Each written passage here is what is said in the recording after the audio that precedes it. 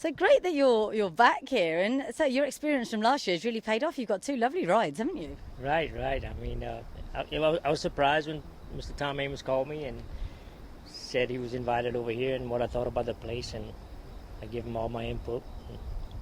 And next thing, he called us to come and ride, and then my agent got on the phone and found us another mountain sprint from Mr. Peter Walden, and I was excited to come back. Yeah, absolutely. And Lone Sailor's a proper horse, isn't he? He's a really good horse, and I think probably the best American we've had here so far. Do you think that's fair? Right.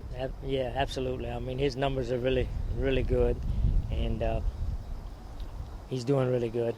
I just went and visited him and watched him gallop this morning, and he looks like he's ready. So. And where do you think you'll sit in the race on him? What are his normal sort of tactics? Well, he's a come from behind. I'm going to look at all the other horses and see, and talk with Tom about it and stuff. I know he's had some trouble in the past leaving the gates very good, and hopefully first thing we can get him out the gates good, and go from there. And what about if it comes up wet? Because they keep telling us it's going to be this typhoon. Has he got any experience on a wet track? Yes, he broke his maiden by 11 lengths at Saratoga on a sloppy track, so we welcome the rain. Yeah. And it looks a really good race this year, doesn't it? Dole Kong's going to be hard to beat. Harvey Wallbanger, of course, you'll know from the States as well. Right, absolutely. The 10 horse and the 2 horses, the 3-year-old, I think we're better than him, but that's my opinion. I mean, our numbers say we are, and Tom's real optimistic, and he thinks we're here to win, so. He's got a huge chance, and in the sprint you're on fast pass there, and he's been in great form this year, hasn't he? Comes here off the back of a win. Right, coming from a 4,000 claimer, I mean, this man done a wonderful job with him, and I'm looking forward to riding him. He's a big closing sprinter, so hopefully we'll have a real hot pace up front and can finish the job. And what do you think you learned from being here last year with Troublelicious? I like the track. It's a lot like Delta Downs, where I ride all winter. The sandy, it's a little deeper, but I'm used to it, and I like it a lot. I really do.